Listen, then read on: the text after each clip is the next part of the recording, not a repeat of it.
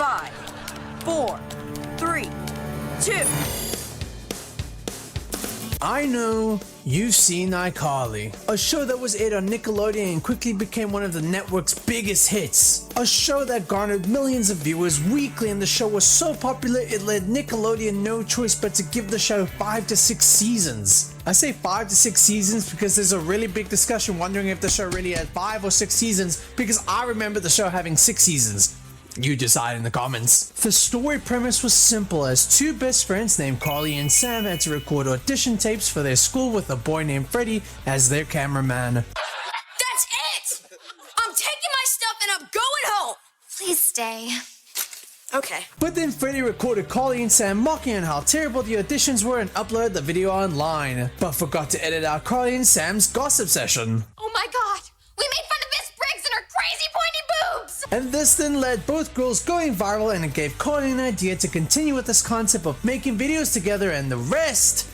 oh, and the rest is history. Now, Carly, as it's known, was way ahead of its time, basing a show of kids going popular through making videos on the internet, because while it is the norm right now, it was never like that back then, as not many people thought there was a real possibility of social media really reaching that far in our society, but yet iCarly showcased that firsthand through their show, with the final episode featuring Carly finally reuniting with her father as he's returned from the military. So Spencer's not her dad. But he's asked Carly to go away with him to Italy, as that's where he's being positioned by the military. And Carly's friends and brother all supported the decision, leading Carly to say her goodbyes and go off to Italy, ending the show entirely. But nearly a decade later, we're now in an era of media constantly trying to cash in on your nostalgia. So how about a reboot? Hola everyone! My name is Nando, and for today's video I'm going to be taking a dive into understanding as to why the iCarly reboot was cancelled from the show. Now, I grew up watching iCarly, as here in South Africa we had like 3 broadcasting channels like SABC1, SABC2 and SABC3. I'm not kidding, those were literally the names. And to my knowledge, SABC2 mostly focused on family entertainment content, and I just remembered every weekday at 5 PM, you just switch the channel to SABC2, waiting for Hectic 99 to end because nobody really watched that show, to watch iCarly. So it brought a lot of joy for me years later when the reboot finally came out, and all I'm going to say is I tried watching it and I got bored. 3 episodes in and I stopped watching the show. So let's get on with the video! But before the reboot was even an idea, the cast of iCarly were questioned if they were really interested in that happening. Miranda Cosgrove said that she'd be down for the project, while Nathan Chris, on the other hand, thought, I love coming out and supporting these guys. Well, see, that's hard because we had really good closure at the end of our show. We knew when the show was ending. We knew when we were ramping down, so we were able to give it a really good 2-parter, like, goodbye episode. So it would almost be worse to do a reunion because it would just be bringing everything back up where we kind of set it in a nice place at the end. So I'm going to, like, kind of go against the grain and say I would not want there to be another iCarly thing because we kind of answered all the questions that there were. Oh, I'm so glad he thinks that way.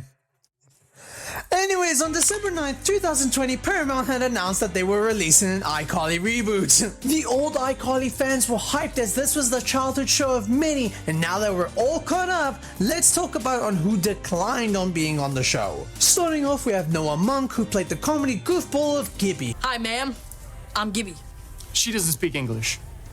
I'm still Gibby. He was offered the role on the show but declined because he was busy acting on a show called The Goldbergs. And more likely than not, I think he just wants to step away from being a comedy punching bag again. And Naked Rob, one of those dudes who loved getting nude. This tank top's chafing me. I gotta take it. No! And most importantly, as we all know, Jeanette McCurdy, who played the main character Sam in iCarly, declined to be on the reboot, with many reasons going forth with how she had a really traumatic childhood regarding her personal life and her acting life revolving around the Nickelodeon set. I won't be covering it as that's a whole other video to cover, but you know, there's like thousands of videos really covering the situation, so you can go there because they go into depth with that. But to summarize, she quit acting, she doesn't want to relive her traumatic past, so stop asking the iCarly cast members if they should bring her back.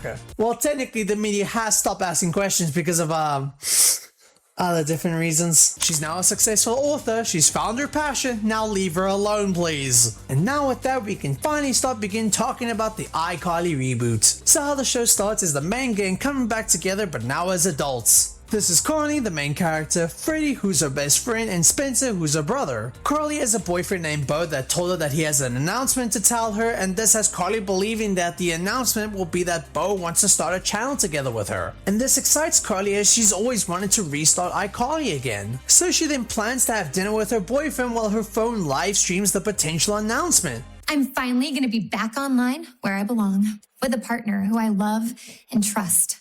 Now, where should I put my phone so I can secretly record him? So your date idea is to go live and record your boyfriend without his consent and air out your business all for everyone to see?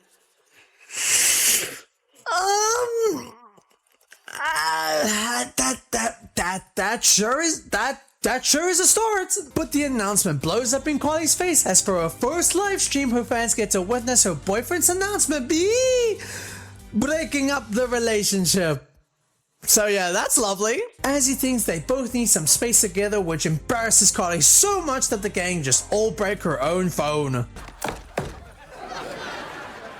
I think people will see that it was a mutual thing. This has Carly heartbroken and embarrassed, but this still has her motivated to do iCarly again. This damn dog!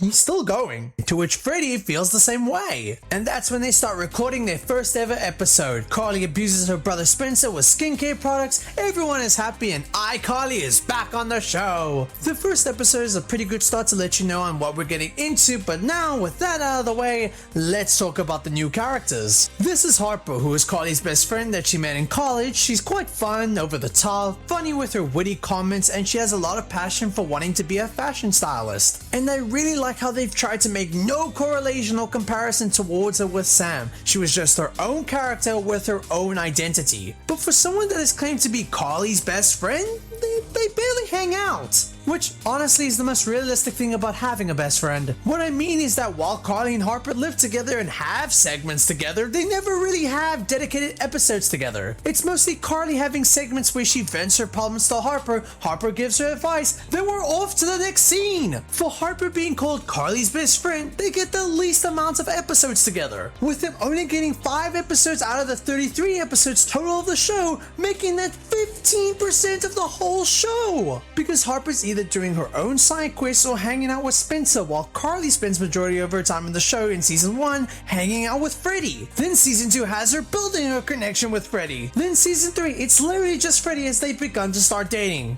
Oh, sorry. Spoilers? And I'm only comparing Sam for this moment, but at least with Sam, she was always written to be around Carly. They were inseparable together and had moments that goes to show you on how close they are. Hell, Carly didn't even consider nor ask Harper if she'd like to be in iCarly. Like in many ways, it makes sense. Harper does have a job and you don't want to set Harper up by the fans to have her be compared to Sam because they're not trying to replace Sam on the show because they're still open to bringing her back. As Sam is referenced twice throughout the whole show, and that's just in season 1, where she's said to be in a biker gang and how Carly and Sam put their money together to help buy their first car called Vin Diesel. Yes, that is the actual name of the car. But even so, I think logically Harper should have been a great addition to iCarly as she has such a great personality to showcase. I would have at least liked a reason to cover the obvious plot hole on the fact that Carly just had no interest nor thought that her best friend could do iCarly with her together. With Harper and Carly, there's not many moments nor time that they get to share on how close they really are, because they're spending all their time giving those moments to Carly and Freddie. Which I know you gotta give that build up, but come on, share some pie with Harper for goodness sake. Up next we have Spencer, who is Carly's older brother, and yet again, he is the best character in the show. He's practically the same as he was on the old show. He's still funny, he's loud with energy, he's quite immature at times, but he's still loving and supportive. And quite literally, he's quite supportive towards the people around him. Especially to Freddie, as you can see on how much he looks after Freddie as if he were taking care of Carly. Whenever Freddie wants to start a new business, Spencer's always always the first to invest into his company because lol, he's rich.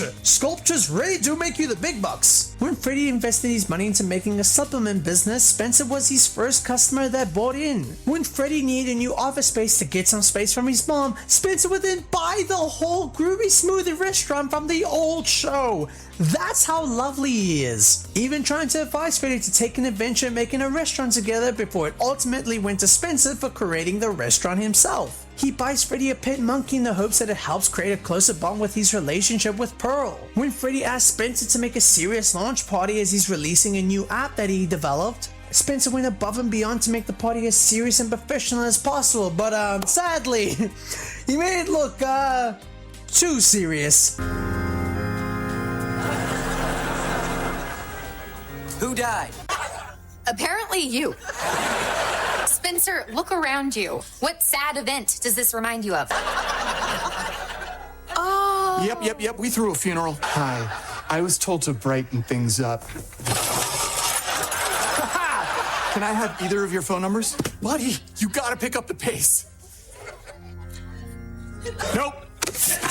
When Freddy's mom's wedding is in ruins when an explosion causes the whole room to be a mess, he spent the whole night with Freddy to clean it all up in a day before the wedding. He helps Freddy's daughter Millicent, yes he has a daughter, I'll get to that in a moment. He would even accept being Millicent's set designer for the play that she's doing. Whenever he's given a task to do, he always goes above and beyond to make sure it's within 100% of his efforts. Spencer's just an overall good dude, and there's legit no way you should hate him, because if you do, then I hate you. Now let's get into Millicent, who is Freddy's daughter that Freddy met through marrying her mother named Gwen, and it ties into the issue that I have with Freddy on the show, but to focus on Millicent, to put it nicely, I hate this character. Sorry, that was me. What I meant to say was that I despise this girl. In summary, she's basically one of those Disney kids where they say the sassiest stuff to the adult characters. But this one, it's a whole toll of bad. She's just a kid with an attitude. She's manipulative, nor does she feel any remorse for any of her actions because nothing comes back to bite her for it. She's mostly just a character that exists to help say all the one-liners.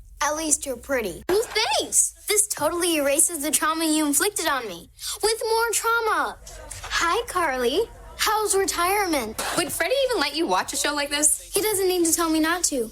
I don't play in the gutter. Wait, have you hacked into my email? No, I respect you too much.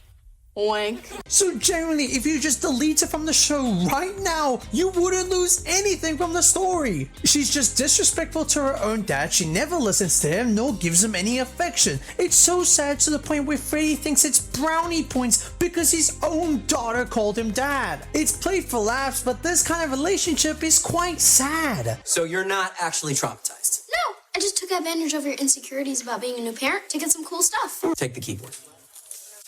You're so easy. My favorite girls, get in here. Carly, Mom, Millicent. I'm alright. I love you. Same. There's nothing I can do to stop you, right? Nothing. Alrighty, have fun. She's not really nice to anyone, even blatantly adding fuel to the fire of a bad situation, and everyone can see that she's doing it, but yet no one does anything about it. I've seen people say she gets better in the other seasons, but it's like, when does she get better? Because quite frankly, she's the same character throughout the whole show. Maybe I'll make the argument that they toned her down a bit with her attitude, but that's the furthest I'm going to go with this. The only slight positive I give is that she's somewhat protected of Freddy. She teamed with Spencer on how to bring Freddy's confidence back with making a new business, and mainly not wanting Freddy to jump into a relationship too fast as she doesn't want him to be heartbroken again, aka not be a Ross. So in a way, she does have a love-hate relationship with him, as all kids do when they have a step-parent. But in my opinion, the negatives really outweigh the positives, and I was just really irritated with how there was never really any setbacks with this character. She was basically influenced to do whatever she wanted, and she was never punished nor understood if what she was doing was wrong. And I genuinely don't know how anyone can get behind that kind of character. But maybe we can put that fault in regards to her father Freddy, who throughout the original ICarly has been known as the smart geeky character that always had a big crush on his next door neighbor Carly and was willing to do anything it took to impress her. But he was also the character that gets pushed around and bullied for comedy relief. Let Carly do it. Why? Because Carly cares about me. At least she'll try to be gentle. She won't just take the thing and stick it. But when we compare Freddy in the reboot towards the other characters, Oh my gosh, he's currently living the most depressing life. He's got 2 divorces, 1 more in Ross will be waiting for him, and even when he's a grown adult, he still lets his mom control him the same way as a kid. Because for those who don't know, Freddy's mom throughout the OG show of iCarly is very protective of her son Freddy and practically still sees him as a baby no matter how old he is. And she would publicly embarrass him in front of people by airing out what he's ordered to do in the house. And the thing is, he rarely finds the opportunity to stand up for himself and stop this behavior, which is probably a cause as to why his own daughter steps all over him. He will get upset at whatever Millicent does, but even Millicent can see through Freddy's eyes that he won't do anything about it, and she admits that to him, and he proves her right. Why didn't you just tell me you had detention? I know. It's not like you would ground me. Although I should really think of some punishments with actual consequences. It's good to have goals. So in many ways, we can point towards Millicent's flaws towards Freddy's bad parenting skills. But even then, she's still a poorly written character. Like, I will get into the details of that later as well. He also struggles a lot throughout the first season with trying to start a stable business. Like, if you guys are a Freddy fan, good luck, because this man just takes nothing but L's throughout the show. But things do actually take a turn in season 2 episode 4 when Freddy actually stands up to his mom and says that he's going to pay his partner rent, but with that, his mom has to treat him like an adult. You have to start treating me like an adult. Nay, a rent daddy.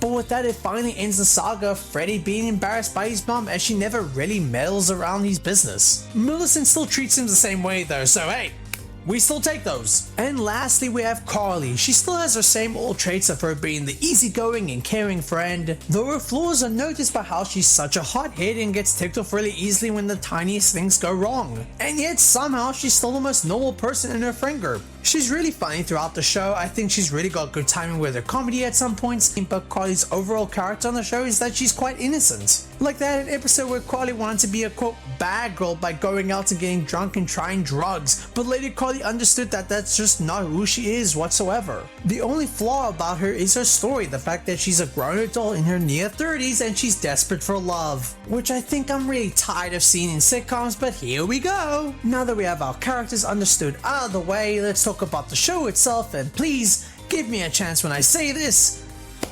The show is fine.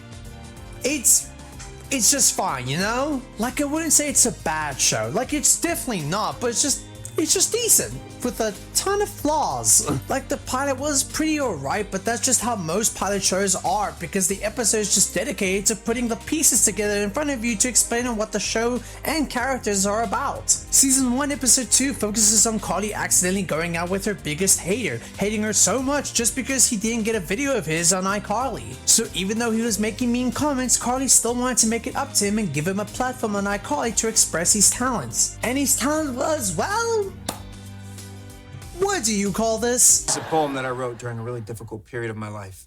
Well, thanks so much for doing it on the show. Third period, homework. The bane of my existence. Hangry. Tater tots are my salvation. Oh. Ick. And that was the end of that. Episode 3 focuses on Carly going mega viral on a silly meme, but since the meme featured Spencer's sculpture, it upsets Spencer as his sculpture loses its value as it's now taken as a joke. And honestly, one of my biggest pet peeves regarding an episode is when the character goes mega viral on a meme, and you can tell the writers are very old people because they do not know on how internet memes work. When your man calls me, when he says he has 5 roommates, when you realize cartoon characters can be hot. The show was aired in 2021. No one makes memes like that anymore. Season 1, episode 4 focuses on Spencer spending $500 a day for a few days renting a sex worker for Freddy. So, let me cut to the chase. I'm pretty desperate. Most of the guys I work with are. And he doesn't want him to know so that he has the confidence to start dating again. Which I can't believe I just said that in a sentence, but that's literally what happened. And the concept sounds like a chaotic one, but trust, it's really not. They just go on normal dates. Spencer suffers in losing more money and Freddy just dumps the girl as he felt no spark. It's quite anticlimactic. Episode 6 focuses on Freddy wanting to recapture his youth, so he ends up dressing and acting like a dork. Hey, what's up, D-bag? This not rag. MC Gym shorts. Girls are lame. It's quite cringy to sit through. Carly also feels that she's going to be cursed as she's getting closer to turning 27 years old. So Spencer throws a birthday party that featured a psychic having to use his psychic ways to burn the curse away from her. Carly is then relieved, feeling as though nothing bad can happen to her now. And then the psychic straight up dies! Episode 8 focuses on Melissa manipulating Harper and Spencer to basically create the costumes and set designs for a play she's doing. Meanwhile, Freddy's ex-wife, Gwen, who is Melissa's mom, comes to visit to reveal to Freddy that she's now got a boyfriend, but due to some misunderstandings from Carly and Melissa, they both think that Gwen and Freddy are getting back together, which has Melissa confident enough in wanting to shout them out in her play, but once Carly finds out the truth, she screws up the play to help prevent Melissa from embarrassing herself. Freddy and Gwen reassure to Melissa that even though they're apart, they're still family and will always be there for her, which is quite a sweet moment. Not many kids get to experience having parents with a healthy divorce, so it's just good that she gets to have that reassurance. Episode 10 I generally thought was a funny one, with it focusing on Carly wanting to go out with Harper on a girls trip, but Harper cancels immediately as her cousin named Maeve finally reunites with her as Maeve went missing from the family for 4 years. So Harper wanted to take the time to spend time with her, but also to stop the shenanigans of preventing her husband from getting together with Spencer. Carly brings around Freddy for the trip and didn't realize that she had booked a honeymoon suite for them, but seeing the luxury of how lovely the room is, they still intervene. And this is one of the first cases of Freddy and Carly's romance slowly building up. They realize that they have to share a bed together, and the hotel then plays this banger of a song.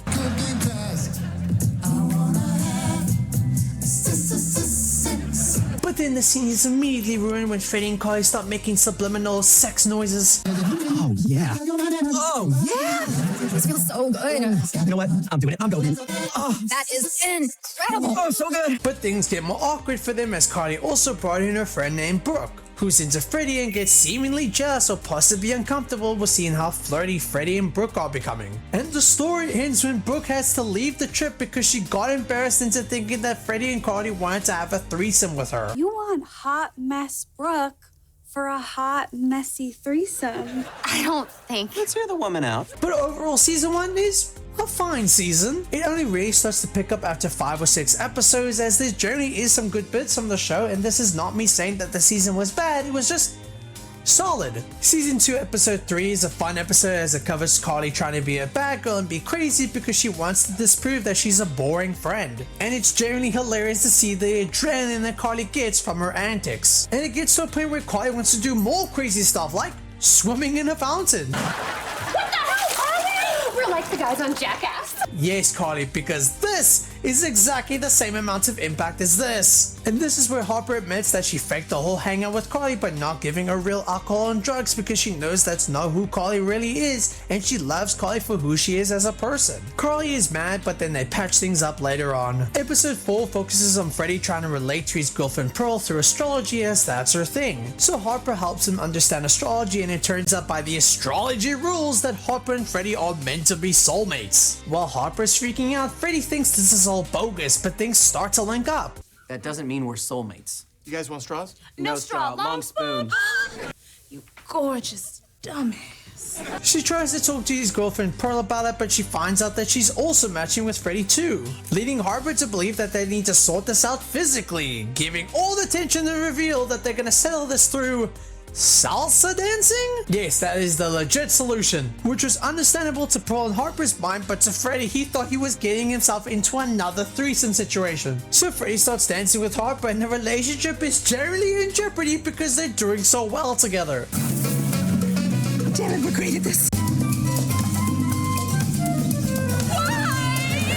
And because Freddy screws up with his dance with Pearl, it's made to believe that Harper and Freddy are now compatible to date. But plans change as Harper changes the rules last minute to go dance with another woman because they're also compatible together. This is such a stupid premise for an episode, but Harper really made this such a fun episode. Episode 6 focuses on Carly hiring a manager for iCarly as Freddy's too busy to produce the show, and whoop-de-doo, it's freaking Josh Peck. He's a friend that Carly worked with while she was in Italy. Paul's role is to fully monetize and make Carly as profitable as possible, and this makes Freddy jealous as he doesn't want to get replaced. Carly sees the tension and tries to put them in an escape room to help sort out their issues out, but when that doesn't work, the escape room gets close to each other, leaving Carly anxious as she deals with claustrophobia. Claustrophobia.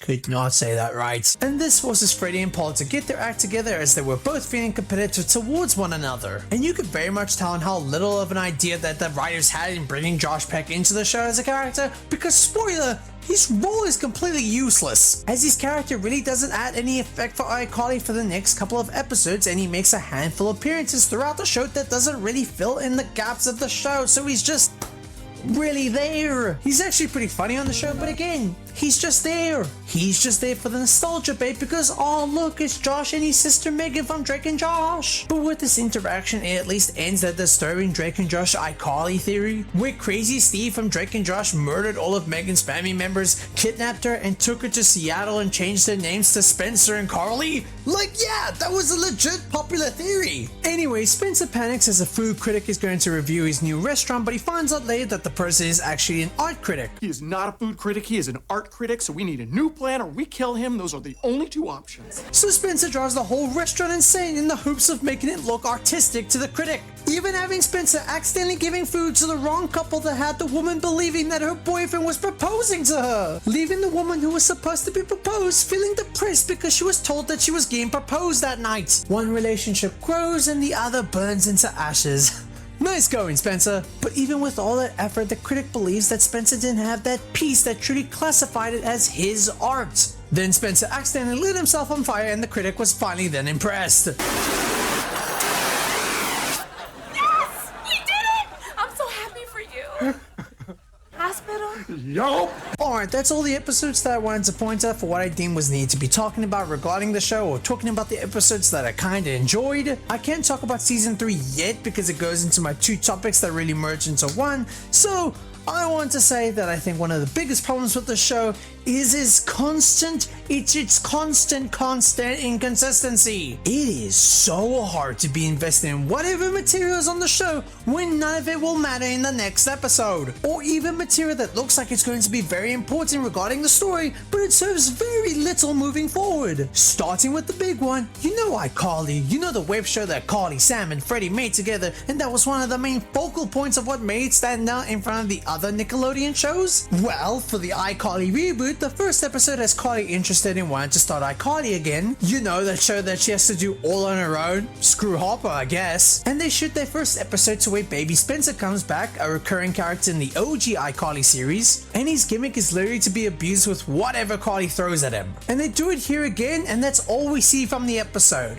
And then afterwards, iCarly, the web show, becomes the least important focus on the show. I'm not kidding, this show barely cares about the web show. It's more seen as a device to pan for time more than anything. Out of the 33 episodes that iCarly produced, the web show is only shown in 12 of them, which, yes, that's nearly 50% of the show, but it's barely given the time of day. In season 1, they don't even do iCarly segments, they just use the web show whenever it's needed for the plot. Season 1, episode 2, like I mentioned, where Carly's biggest hater got a segment on the show because he never really went to iCarly before, and again, they show nothing more than the show. Episode 7 focuses on Carly and Harper being invited to a women's club by Spencer's girlfriend named Argentina, but Carly feels sus about her judging by Argentina's employees and later finds out that Argentina is mining data from other women and helps sell that data to other companies. So Tina threatens that if she doesn't get put on iCarly to advertise her company, she's gonna remove Harper's hard drive that is filled with all of her fashion work that she needs for a job interview. So Carly goes through with it and says that she's struggling to record the footage, which has Argentina being confronted by the gang, and this has it going on her, let me reveal all of my villainous plans and insult the people who follow me, which has Carly revealed that she's been recording her making this dialogue the whole time, and she says she'll only delete the footage once Tina gives Harper's hard drive back.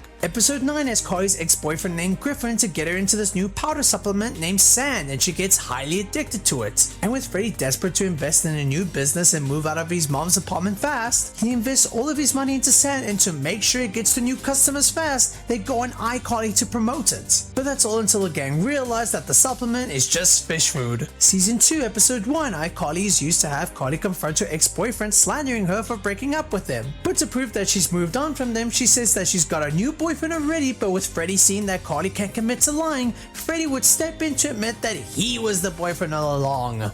it's all lies. And this is where the show really begins to care way less about the web show. Season 2, episode 2, Harper gets her first and last appearance being on iCarly, with the show only getting 30 seconds of screen time before moving on to the main plot. Episode 4, Melissa is somehow able to record an iCarly episode without Carly's knowledge, but we only get 19 seconds of that. Episode 6 has just a segment where Carly is with a psychic, but the segment is constantly cut back to show Freddie and Paul bickering. Season 3, episode 3 is only given 8 seconds of screen time, and that was the last time the show was featured in. What? With the OG iCarly, the web show segments either range from 1.5 minutes to 3 minutes or possibly more. But even with that time frame, they still made it feel like we were watching iCarly. They recorded the intro, added different segments to the show that made it feel like, well, a legit show. But with the reboot, it feels like such a hassle to them. They're like, oh, do we really have to do...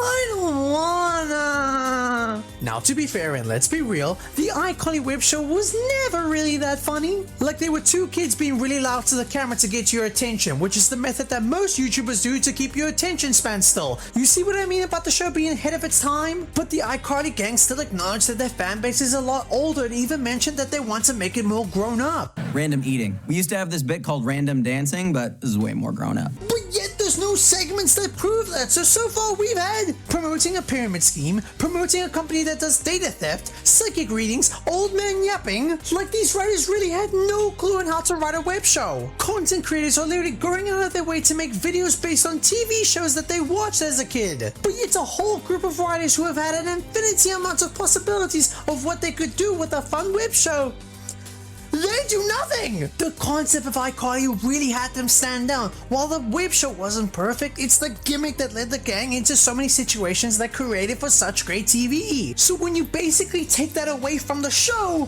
all you get is, well, a regular ass sitcom. But don't worry guys, because the show is different, because the show gets to say bitch. You gotta switch it up on a bitch. Listen, you little bitch. Head bitch in charge.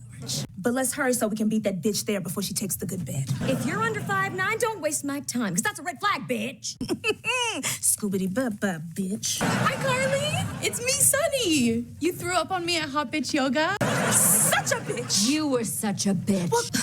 I can't believe it took you this long to figure it out, you stupid bitch. And if you just take away the celebrity part of the show, well, it's basically like every other show. And it will feel that way as you continue with the show, but the only thing that really saves it is the nostalgia, which is in our next section, the cameos. The cameos of the characters that were known from the old show. In season 1, episode 2, the gang bump into Nora, who was known in iCarly for being an obsessed fan who had no one coming to her birthday party, so when the iCarly gang showed up, she locked them in a basement. That's lovely. She also showed up in the iCarly spin-off Sam and Cat, where Nora kidnaps one of Sam's friends, Dyke and Cat, and left them in a well. So Sam had to come in and drop Nora's ass into that well and stop her plans. She says she's no longer stalking them anymore, but then proceeds to do so in the episode, with her even climbing up to visit Carly's apartment. Which you can feel this was a direct inspiration of Rose in 2.5 Men, who was an obsessed stalker to the main character named Charlie, who only had a one-night stand with, and this obsession goes on throughout the entire show. Well,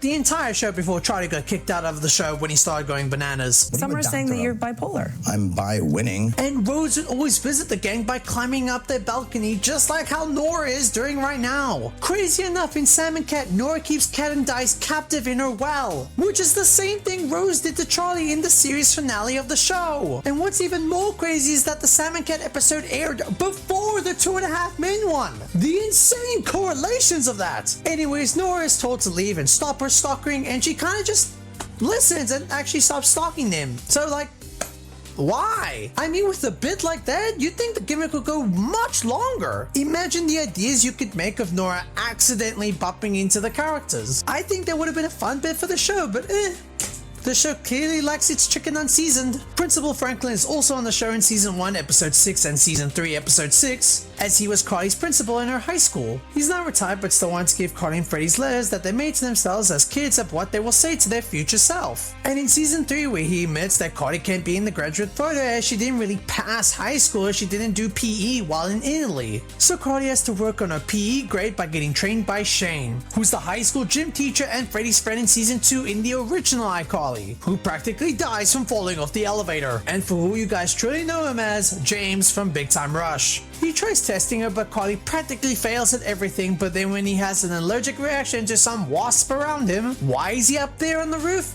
It's not explained. But Carly, with the help of her stunt double, is able to get the medicine to help Shane out, leaving Shane no choice but to pass Carly, so that Carly can finally get the graduation picture that she's always wanted, and then Principal Franklin blocks her face with his drink. He's a fun character in the show. Season 1, Episode 5 is Carly being invited to Neville's wedding. Neville was a recurring villain in the original iCarly, where he constantly plotted schemes in either to get his revenge at Carly or to try and make her fall in love with him. And the last we saw of him was in Sam and Cat, where he was kept in a psychiatric facility, playing up like he's freaking Hannibal Lecter in Silence of the Lambs. He later escaped from that facility as well at the end of the episode, but you wanna know who was also in that facility? Crazy Steve from Drake and Josh, who is a movie theater employee who gets ticked off fairly easily and goes on these huge tangents. And we all know this is him because the show reuses his audio from the show, meaning the Drake and Josh universe is connected to the iCarly universe. Cock-a-doodle-doo, the cow says boo! Cock-a-doodle-doo, the cow says boo!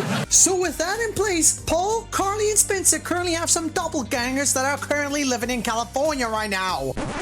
Okay, never mind. Looks like I was wrong. Turns out Drake and Josh has been referenced in the iCarly universe, with Sam having Drake in her locker and Carly literally watching an episode of Drake and Josh. That was good revenge, too. And by the way, you didn't kill Hervé. The camera flash just stunned him. How come that little girl's so good at pranks? Okay, that was good revenge, too. And by the way, you didn't kill Hervé. The camera flash just stunned him. He's fine. See? And yet the motive has not changed, as it turns out Neville planned this whole fake wedding to have Carly get jealous and be in love with him. But since Carly still didn't want him, he just married the actress instead. I don't know either. Carly, are you gonna be okay? Yeah, I'll manage. He returns back in Season 3, Episode 5, making a Carly deepfake to help sell a bad product in the hopes that people will hate on Carly for scamming them. And Neville only did this because Carly never gave them a wedding gift. Literally, that's literally the reason as to why he wants to destroy her credibility. Like, the show is dumb. And I think what carries the show is Neville's wife, who is so good at matching Neville's energy. I haven't seen you since you were my bridesmaid. Isn't that crazy? I miss you so much. How have you been, Mama? But the episode ends in a lame way, where Carly was able to make a deepfake of Neville to say some cruel things about himself and his relationship with his wife. And the couple just fold and give up immediately, which... That's so underwhelming. Neville's wife even threatens to end the relationship now that they can't mess with Carly again. But since Carly sent them a cardboard cutout of her deepfake, the relationship is just back on. I could not make sense of this, even if I tried. Season 1, Episode 9, Carly goes to hang out with her ex-boyfriend Griffin. Griffin in the old show was known to be a bad boy who stole Spencer's motorcycle, but since Spencer got him off the hook, it led to Griffin and Carly dating even when Spencer was trying to protect her. You are grounded for till college. Till college! And they literally broke up because he had an obsession with Pee-wee babies, which is like the dumbest way to break up over. He's literally showing you his soft side by showing you his hobbies. Like, what is wrong with you, Carly? But to be fair, this was the best decision for them, as when the two started kissing and dating, Miranda, who plays Carly, was 15 at the time, while Drew Roy, who plays as Griffin, was 22.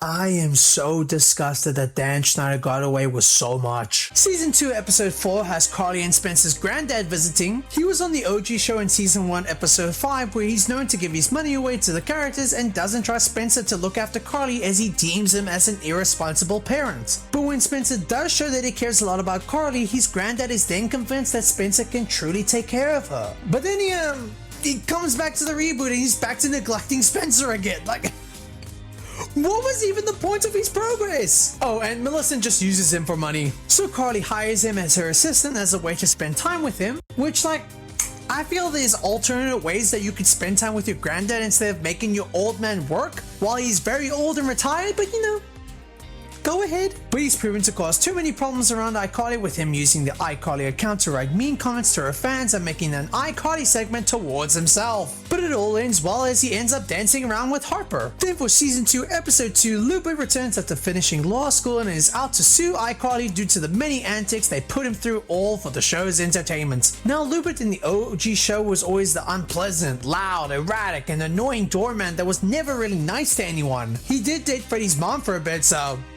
there's that. And Carly and Lubert are both going to be settling the lawsuit with themselves as the lawyers. Oh my gosh, that's dumb. But yeah, I get it. It's comedy. Now Lubert does a good job in proving his point, even getting Freddy to admit how much he sacrifices for Carly and always does her bidding. Who am I? Sacrificing himself to get hit by a truck, and with everything he does, it only comes at the benefits of Carly, which low-key, it's kind of true. Thing is though, that's not really her fault per se, as like he has a say in giving consent to everything. That was his love and he wanted to do that for her, so I don't know if we can really blame Carly for that, but We also have many witnesses stepping forward, like Guppy, who is Gibby's younger brother. There's no defining traits about him, he just says happy birthday in the old show. Happy birthday! And then he does it again in the reboot. Is it anyone's birthday?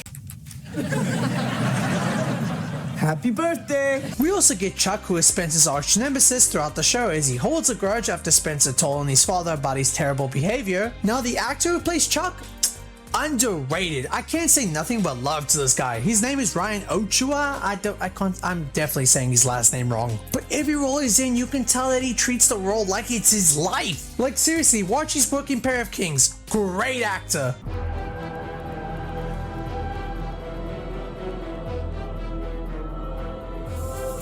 Home sweet home. Buddhiska.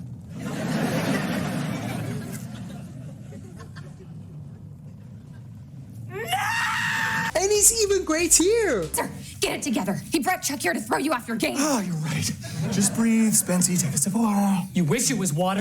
Lubert also got back together with Freddy's mom, but the episode ends as Carly rage-baited Lubert to show his true insane side. But even so, Lubert wins the court case, having Carly needing to pay $250,000, which Spencer ends up paying himself because he's rich and he's the GOAT. Lubert ends up dating, getting engaged, and marrying Freddy's mom in the final episode of the show. But it doesn't get shown, as instead of going to their planned wedding, they just decide to get married off screen in Vegas, which, sure, why not? But I still don't get why the gang ended up hanging out with Lubert later in the show. Like, it makes sense for Freddy as his mom is dating him, but the rest have no excuse. The man was trying to sue you out of $1 million.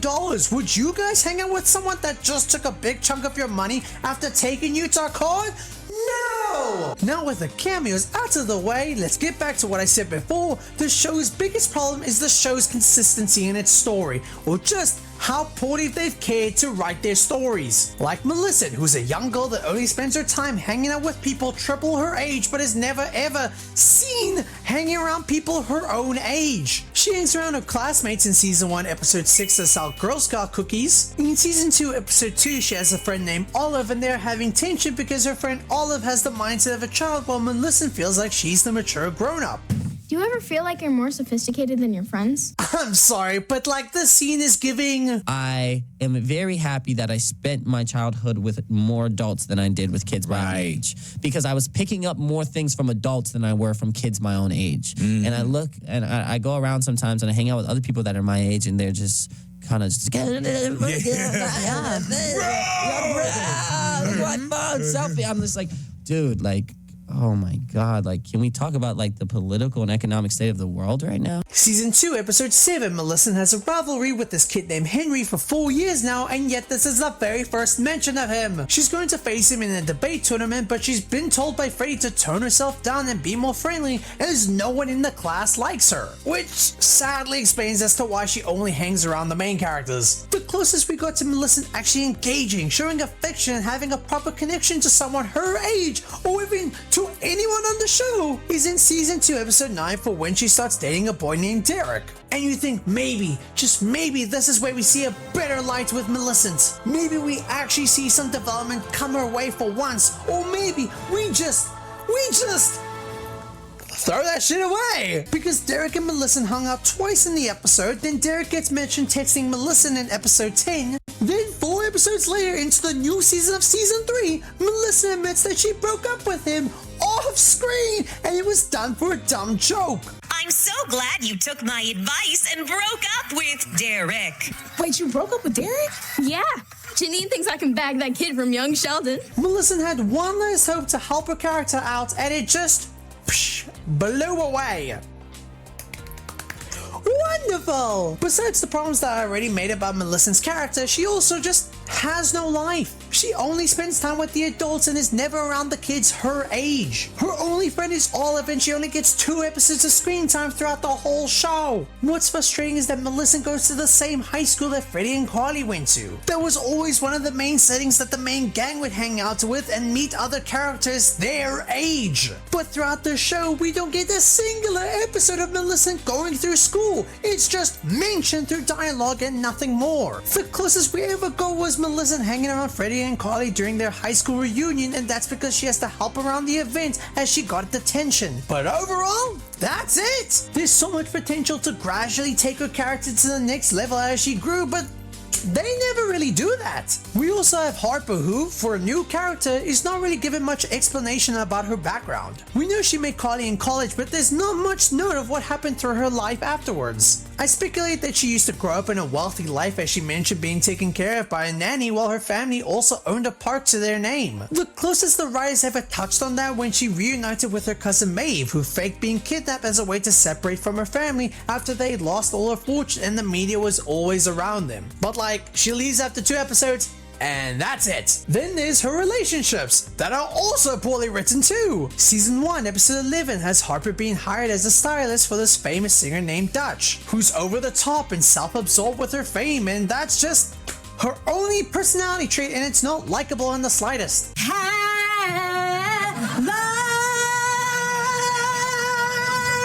I will call all of you Josephine, after my sister, whom I don't like. Then in the season 1 finale, the gang is supposed to go to WebCon, which is just an internet convention. But then they get lost in the forest and find out later that WebCon was actually cancelled due to having a low budget to create the event. And this is Harper admitting to Carly that she does have feelings for Dutch, but she doesn't want to do anything about it because she wants to keep it professional. Which is understandable on Harper's part, but then the writers just got bored and just pulled a 180. Having Harper confront Dutch and admit that they both have feelings for each other? When was this ever established? Are we really going to count them reaching over each other for safety when the treehouse is falling as the moment they rekindled some feelings for each other? Are we for real? And what makes it worse is that, well, they immediately just stopped making out with each other. So they got together and had feelings for each other with 0 build-up. Cool. And then to add to that pointless ass cake, they broke up in the next episode due to Dutch having a busy touring schedule. Maybe we just have to wait till we're back in the same place, which is what we said we were going to do. And she never came back to the show again. So what was the point? This is left to be a big moment for Harper and they just had no idea on how to write the relationship further, which is just wow. Writing! In season 3, episode 2, Harper is hired to be a stylist of a woman named Tinsley, a woman she knew from high school and they both hated each other. They show a lot of tension throughout the entire episode and how do they resolve their issues, you may ask? Well? Such a bitch! You were such a bitch. Well, guess what? I still am. They freaking kissed. They freaking kiss. Because why have any build-up when you can just make a moment for the sake of a moment? And Tinsley, she's fine. She's nice to Harper's friends, but she really has that snobby, over-the-top, exaggerated rich person accent, and it's quite annoying to hear. Harper, I want you to meet my ride or die, Dimitri Pasquale. He's like Madonna, no last name. Pose. But you guys will be quite happy to hear that they do stay together until the show's cancellation. Woo! Which does make them the 3rd longest relationship in the entire show. Which is another woo, yeah! But let's be real, they probably would have broken up by season 4. Now Spencer, there's just not really much to go off him. He's already a multi-millionaire and just does side quests like owning a restaurant and helping around his friends when they're in need of him. But guess what's the worst part about his writing? His relationships. In season 1, episode 9, he meets Harper's cousin Maeve and they immediately hit it off and have so much in common. In the next episode, Spencer and Maeve work together to help Maeve reveal to Harper that she lied about her kidnapping. They're honestly such a chill couple together. So then the next episode shows up and now apparently they're sick of each other. Oh my gosh. Yeah, it just sort of happens, with Carly revealing that Spencer's relationship is now out of the honeymoon phase. Brother, they just got together 2 episodes ago. How quick does a honeymoon phase go? Carly did admit that she went on 9 dates with her new boyfriend Wes in between the periods of episode 8 and 9, so I'd like to say it's been a couple of weeks. But I'd like to at least know when this all started, but just screw you, you don't get that. They just act passive aggressive towards each other, they don't even sit next to each other for dinner, and they both admit that they're not ready for a relationship, and she was never seen from the show since. These writers are just so terrible at writing love stories. Then there's Freddie, who I've already mentioned about him being a pushover, but I do think there's a misdirect with his character, because why is he the 2-time divorced dude with a stepkid and not Spencer? Freddie's been known to not be the best flirt and his attempts would always fall flat in his face. But Spencer throughout iCarly has been the guy that just gets with women all the time with little to no commitment. Even Spencer admits this throughout the show. Oh, and he hasn't had a steady girlfriend since high school. Okay, well, maybe not a steady girlfriend per se. Thanks, sis. I'm honored to be your big brother. Did I make sacrifices? Sure. And maybe in a different world where I wasn't surrogate dad to Carly, I'd have settled down by now with my one true love. Yet, 1,000 meaningless one-night stands later, I'm all alone. Like he's the kind of guy that would absolutely fall attracted to a woman and then get married to her in Vegas before realizing that it was a big mistake. Like, is that not a Spencer thing to do? I think the writers just wanted to have some reason to have Freddie be living with his mom even as an adult. But I still think that the 2 divorces and a stepchild was just a bit overkill, because we know about Freddie's second wife, Gwen, but we don't know about the first wife, so it's like, why even make it 2 divorces? I think Spencer would have handled that struggle way better, but hey, that's just me. But Freddie throughout season 1 is always desperate and busy to try and find a big business for himself, but is always known to fail them. But that's until season 2 episode 1, where he launches the Kevin app, which is apparently to help people find dog sitters. I don't know, it's not really explained in detail properly. Then 5 episodes later, we see Freddie in his Kevin app headquarters. We only see it for one scene, it's never mentioned again up until the second to last episode of the whole show, to where Freddie admits that he already sold the company. How did an unemployed tech has-been get a stunner like you? I'm not unemployed. I sold my company. So that finishes Freddie's story in the most anticlimactic way ever. But the second biggest story with Freddie was his relationship with Pearl, a woman he met during the funeral opening of his new app. In episode 5, she actually influences Freddie to step up to his mom, and it becomes a situation where his family doesn't like her because of the whole protecting Freddie from a 3rd divorce kind of thing. Did somebody say 3? I do think there's one big problem with her. She eats bananas without peeling them. Gross. But in episode 10, tension starts to boil between Pearl and Carly as it's Freddie's birthday. As Pearl tries to plan the party, but once Carly finds out on how she's planning it, she has to help course correct everything, as Pearl is planning the complete opposite of what Freddie wants in a birthday party. And it freaks Carly out because she doesn't want Pearl feeling insecure about the fact that she knows Freddie more than her, because it will cause a bigger problem in her thinking that Carly has feelings for Freddie. But no matter what Carly does, it all falls flat on her face and Pearl leaves in a heartbreak. Millicent and your mom can just go bake you a whole new cake. Once again, the women take on the emotional labor. You go make a cake for your son. It has Carly having to explain everything to Freddie about what happened. I appreciate that, Carly, but it's not fair. Pearl is never going to know me as well as you do. Oh, Pearl, I'm sorry. This has Pearl's eyes seeing clearly that Freddie and Carly are clearly in love with each other, which is an accusation that both of them didn't even deny. And the jealousy hits Pearl so much that she tried to axe Carly dead. What? Damn, I missed. Pearl is so sick of Freddie and Carly's connection that she ends up breaking up with Freddie and immediately gets with another man. Which, you know, Good for her. I liked Pearl on the show. She was odd, quite quirky in a sense, but she was a good partner for Freddy. She pushed him to confront his mom. She's supportive and helping with his business. She really didn't do anything wrong. She just dated Freddy at the wrong time because season 2 was mainly focused on Freddy and Carly slowly catching feelings for one another. They were together for over a year, which is the longest relationship in the entire show, but then it's been an episode later and Freddy doesn't seem at all heartbroken that he lost his girlfriend after a year and went off with another man in an instant. Again, the show is so bad at writing relationships. And lastly, we have Carly, who we first thought her main ambition of the show was to restart iCarly again. To which she did, then she stopped caring about it afterwards. So what do you get when you have no story for a main character? Well, you just give them the good old, well, I'm an adult in my near 30s and I'm desperate for love trope. I'm not kidding, that's the main thing she does on the show. Episode 1, she tries filming a date with Bo without his consent. Great start! And it's because she wanted to capture the live experience of Bo asking her to start a channel together, but as you know, womp womp, she got dumped by him, noting that he thinks that they need space together. But then later he comes back in the episode to admit that he's seen someone already. Salami man. So Carly has to try and one-up him by lying and saying that she's got a boyfriend and it was a guy that she met at a house party named Luke. But the date didn't go well and Luke was never seen again.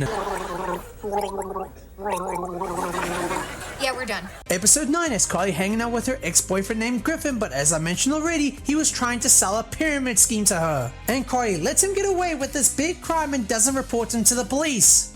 For some reason. Like in episode 7 where she has evidence of Argentina installing a camera into her home and illegally stealing data from other women, but yet she was nice enough to delete the footage of her admitting that information and just lets her go. In episode 11, Carly's Vin Diesel breaks down and needs help fixing it, which leads her to meet a new guy named Wes, who's a mechanic that reveals to her that she needs to buy a new car as repairing Vin Diesel is more expensive than the car itself. Carly is stubborn because of how much she loves Vin Diesel, so she tries going for lessons on how to fix the car, but plot twist! That's the name of the show, by the way.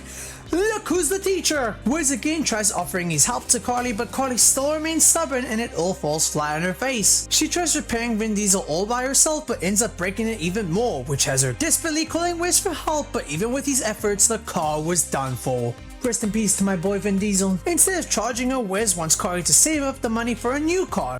She doesn't end up buying a new car throughout this entire show, by the way. But this gives Wes the perfect opportunity to ask Carly out, to which she accepts. In the next episode, it's said that they've been on 9 dates together. Carly asks Wes if they could go on another date together. You want to grab dinner? Actually, I can't. I have to go to a thing with another woman. It's my Nona. Those would not be the words that I would have used for my girlfriend. Wes doesn't think it's a good idea, but Carly believes that it will be.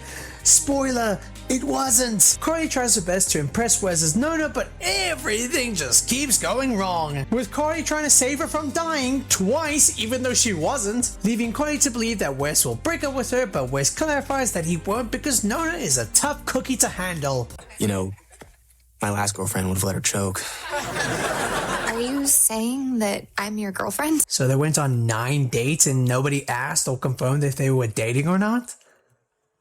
What? How do you go on 9 dates and still ask your partner to be your partner?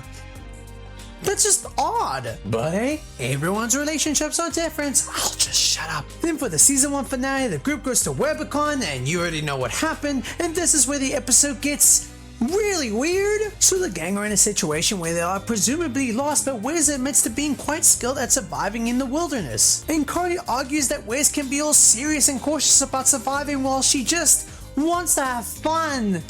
Which is like, huh? And Harper seems to agree and thinks that Wes is so annoying for trying to help the group survive in a forest. You're lost in an unknown forest with no real supplies to survive the night. Why are you insulting him for having knowledge of the terrible things to watch over in the forest? And to add to that, Carly admits that she'd be having way more fun in the forest with Bo, her ex-boyfriend. Red flag.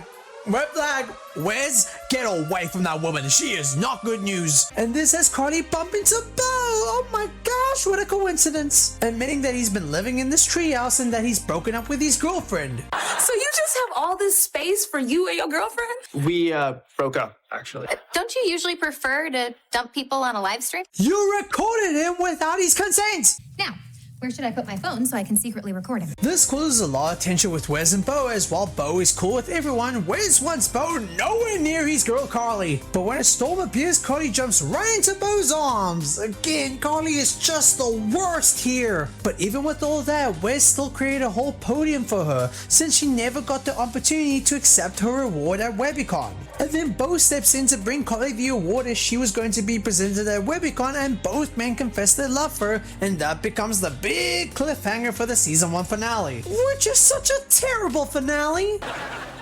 I got a penis parasite. Oh, and that happened too. We virtually know nothing about Bo throughout this entire show. He's only seen in the first episode, which was him breaking up with Carly, and in this last episode, yes, he's quite laid back and friendly, but again, that's not enough time for the audience to find investment for this choice. Your best choice scenario from what we've been seeing on the show is Wes, who's caring, communicates well with Carly, and he was being ragged on for trying to look after everyone that clearly had no mindset on how to survive in the wild. And it's revealed that Carly just dumped them both, which is just... man. Poor Wes. And you want to know who also hated Wes? The frickin' writers! Because the writers clearly realized on how poorly they've written Carly in that episode, so they decided to do a 180 on Wes's whole character. In the first episode of the second season, Wes and Bo aligned together to start a show where they bash Carly for breaking up with them. So Carly brings over the guys for iCarly to help explain herself, and Wes, my boy Wes, who we've seen at the show for being calm, caring, smart, and a mature guy. Yeah, that guy's dead. By dead, I mean his character, because in season 2, oh my gosh, he's obnoxious. He acts like an immature child being confronted with a serious situation. Carly is trying to explain that she broke up with the both of them because she doesn't love them like they do for her, and she didn't want to lead them on. But Wes goes on to badmouth her and how she's going to be alone. Like, what the hell happened? He was never like this. And so to counter Wes and Bo's mean comments, she then admits that she now has a boyfriend. To which she doesn't, and this is now the second time that she's lied to Bo about having a new boyfriend when she doesn't. Writing! But when being asked on who the new boyfriend is, you already know already. Freddie steps in to admit that he's now the new boyfriend, which makes a lot of the fans happy, but the fake relationship slowly starts the little tensions of Coretti being a real thing. Coretti, Carly and Freddie. Coretti. But things go wrong as Freddie was seen making out with another woman, which ends up being Pearl. And I love how you can see for a split second of Freddie jumping out of the kiss way too early. So Carly had to confess that the whole relationship was fake, but the fans are now split on believing her and the other side thinking that she's just trying to save Freddie's ass from being cancelled, so she's left with nothing to do. But don't worry folks, this will mean nothing in the next episode. Wiz appreciates the analogy that Carly made, while Bo believes that all women are the same, and he quits the show, with both men never being seen again. Oh, they did my boy Wiz so dirty. So dirty! Skipping past the Pearl segment as I've already mentioned, but season 3 episode 1 really establishes that Carly truly has fallen for Freddie. So when Pearl left Freddie, game was game, leading to the ending of season 3 episode 3 where Carly surprised Freddie with the memorabilia of their time together as friends. It has Freddie scared that if this relationship fails again as they have dated before, he fears that he could lose Carly. But Carly reassures him that this won't be the case and they now kiss. Coretti is now reborn! As someone who used to watch iCarly as a child, this made me quite the emotional wreck, but like in a good way. But the chapter with them is finally finished. Carly and Freddie are now together. Only until they have an argument in the next episode and then break up. I'm just kidding. I'm just kidding. But you saw the pattern with the show's writing. I know some of you believe me. They have a fairly cute relationship. They've got a great connection together. They communicate with their problems well. But in season 3, episode 7, Carly has to go through with Freddie's mom, and she's never really liked Carly to begin with, and that's because she's... My mom kind of thinks that you're impulsive, unreliable, disrespectful to elders, and prone to hijacking a weekend. But the real thing is Freddie's mom is scared of change, especially with how much Freddie is growing as a man. She still sees him as her little baby boy. They have this heart-to-heart, kind of, because like Freddy's mom really doesn't know how to say nice things to people. What happens in the wall stays in the wall. But if you think he's marrying Little Miss Scoliosis, you've had a bit too much grenadine. And thankfully they're together for the rest of the story, but now let's get to the finale of the show. Thank goodness, please, I'm sweating here. So season 3 episode 10 focuses on the gang organizing on Freddy's mom's wedding. And Carly has wedding fever where she just talks about the beauty of getting married. And this tingles Freddy's wedding fever too, as his mind is probably thinking to himself, third time's the charm? I've won. Exactly as planned. Which has Freddy thinking that Carly wants him to propose. So Spencer goes on a mission to find out if Carly really wants to get married, but Carly can easily tell when Spencer is scheming something and finds out that Freddy wanted to propose to her, and Carly is overjoyed by this reveal. Okay, not quite. Because Freddy wants to propose, isn't that exciting? No! But there's a reason for this, as Carly finds out for herself that she has this fear of marriage, fearing that she'll abandon Freddy the same way that her mom did to her. Now this sends a lot of chills, right? It's giving me chills right now, because this is the very first time that Carly and Spencer's mom is ever mentioned on the show. Ever. Like ever in iCarly. Like there's never been a word about her up until this point. In the iCarly Nickelodeon show, there was more mentions and build up to Carly's dad, as he was never around up until he did reveal himself in the final episode of the show. Okay, wait, I lied. I actually lied. There was actually one mention of Carly's mom before this. Just one. And you want to know where it's from? Because if you said it's the freaking Salmon Can Nora episode, then oh my gosh, you win $1 million! Yes, I don't know how or why this spin-off show has this much content in one episode. And guess what? It was done as a throwaway line. Sam, wait! What, Neville? A question. Yeah? How come we never heard anything about Carly's mother? All right. Someday I'm gonna have to rewatch this weird ass show. But anyway, back to the show. But this completely ties into a lot with Carly and Spencer's lives. Carly never really had a proper childhood, as her mom was gone and her dad went away to the Navy. It even changed Spencer's life as well, as he had to be a parent so young in his life to look after his sister. Hell, their mom leaving gives a great explanation as to why Spencer has never had a stable relationship. Hey, I get it. Why do you think I've avoided marriage for a revolving door of emotionally unavailable leggy women? Carly and Freddy are able to resolve their issues, with Freddy understanding that there's a lot going on with Carly's life, and that leaves her unprepared to be married yet. And so here comes the wedding, the big day for Freddy's mom and Lubitz. And it's a moment that does not happen, as they're going to get married off screen in Vegas, so that's great! But with the wedding in distress, Millicent is hotful and wants someone to get married already. Freddy and Carly turn to each other looking nervous, but they've come to terms with each other and believe that this is the right time. Freddy and Carly are about to get married, and that's when... Oh my god. Mom? And that's when the show gets cancelled. Yeah. Rough times. So it's unclear as to why iCarly was cancelled. It could be due to low viewership, it could be because of the expense of running another season, and Paramount probably wasn't that interested in the show to let it continue again. But don't worry folks, as there's a lot of word going around that they're working on a movie that is set to start filming in early 2026, with the story mainly revolving around Carly's mom, finally giving a true end that I think iCarly deserves. And that was iCarly. What do I think of the show? Generally, I think it's an above average show. Nostalgia wise, they really hit the nail with all the references, and the show really does feel like iCarly but grown up. The characters from the Nickelodeon show still feel like they were written from the iCarly of before, and that's a good thing. But what really draws it back is the lack of effort in the writing. Like drawing back from the main gimmick of its show, constant inconsistencies, romances that are made for the sake of making moments before ditching it an episode later because the writers got bored. Missed opportunities with some of the characters that should have been explored more. We can make the argument of, oh, maybe that could have been explored more if they were given a season 4. That is a big possibility, but when the writing feels frustrating for 3 seasons in a row, then I don't know if I really have the biggest hopes if they could have justified it in season 4. This is just my opinion. I'm not hating on the show. The show just feels like a very hit or miss with a lot of noticeable holes, and that I hope will be fixed in the movie coming out. But what do you guys think? Let me know down below in the comments. I'm very tired. Please like the video, subscribe, We're on the road to 120 subscribers, please. It's so hot and this took a while to record and probably to edit. Goodbye. Ciao!